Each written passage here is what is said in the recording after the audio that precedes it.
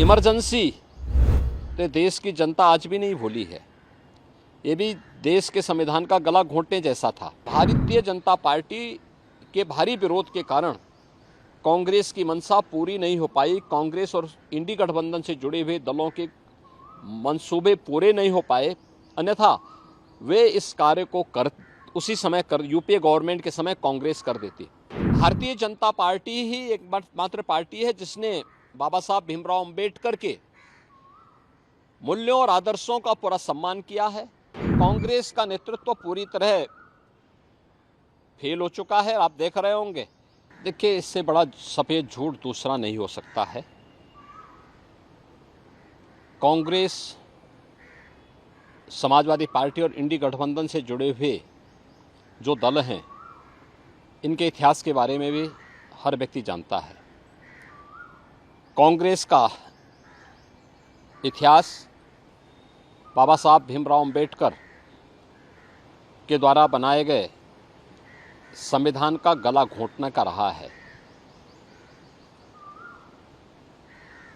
1950 में देश का संविधान लागू हुआ और कांग्रेस ने लगातार अभिव्यक्ति की स्वतंत्रता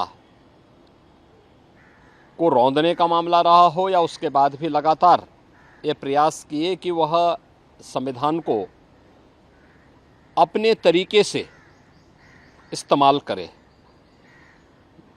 जनता का शासन जनता के लिए है, जन भावनाओं का सम्मान हो, ये कभी भी उसने प्रयास नहीं किया। और इमरजेंसी तो देश की जनता आज भी नहीं भूली है। ये भी देश के संविधान का गला घोंटने जैसा था। इसके साथ ही कांग्रेस ने यूपीए सरकार के समय जो पाप किया, तब समाजवादी पार्टी और बहुजन समाजवादी पार्टी भी उनके साथ सहयोगी थी।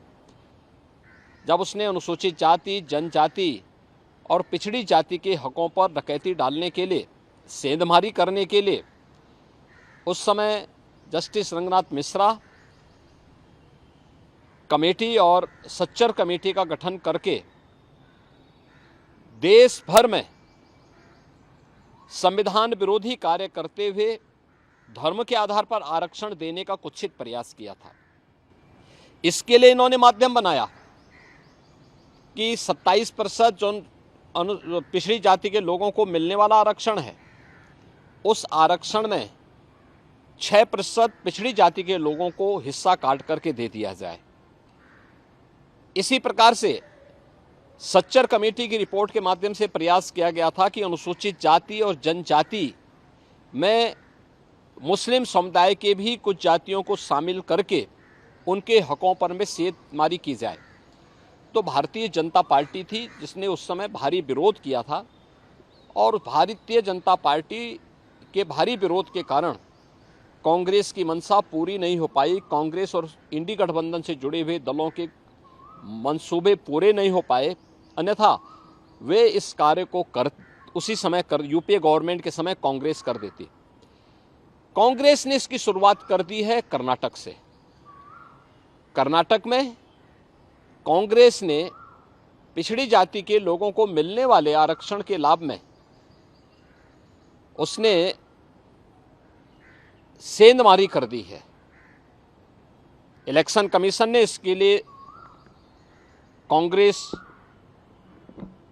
नेतृत्व की कर्नाटका सरकार को तलब भी किया है।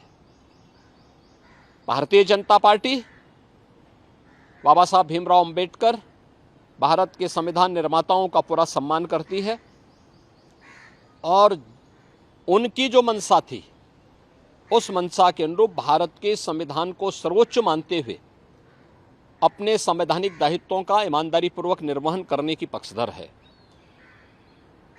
भारतीय जनता पार्टी ही एकमात्र पार्टी है जिसने बाबा साहब भीमराव अंबेडकर के मूल्यों और आदर्शों का पूरा सम्मान किया है, पंचतीर्थों का निर्माण किया है और 2025 का वर्ष राष्ट्रीय जनजाति गौरव वर्ष के रूप में मनाने का भी निर्णय भारतीय जनता पार्टी ने अपने संकल्प पत्र में भी इस बात को कहा है।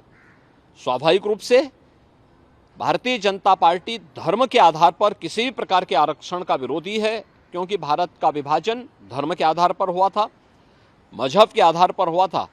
भारतीय जनता पार्टी इसका विरोधी है, लेकिन अनुसूचित जाति, जनजाति और पिछड़ी जाति को मिलने वाले आरक्षण के लाभ का पूरी तरह पक्षधर है और भारतीय जनता पार्टी हमेशा इस व्यवस्था को लेकर के आगे बढ़ेगी। हम ये कह सकते हैं कि कांग्रेस किसी एक राजनीतिक एजेंडे के तहत इस मामले को उठा रही है ताकि वो देखिए, कांग्रेस का नेतृत्व पूरी तरह फेल हो चुका है। आप देख रहे होंगे कि उनके लोग जब अपने स्वयं के नेतृत्व पर विश्वास न होने के कारण लगातार कांग्रेस के प्रत्याशी भी फील्ड छोड़ करके भाग रहे हैं। कहीं उनके प्रदेश अध्यक्ष इस्तीफा दे रहे हैं, कहीं पे उनके घोषित प्रत्याशी स्वयं अपनी प्रत्याशिता वापस लेकर के भारतीय जनता पार्टी के सदस्यता ग्रहण कर रहे हैं, और कहीं पर वे अपनी जानबूझ करके अपने नामांकन प्रपत्रों को अधूरा भरने का काम कर रहे हैं।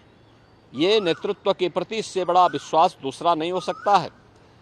तो अपनी इस खींच को मिटाने के लिए वह इस ओर जनता का ध्यान न जाए, इसके लिए वह उल जलूल और मनगढ़ंत आरोप लगा करके देश के ध्यान को बांटने का प्रयास कर रहा है।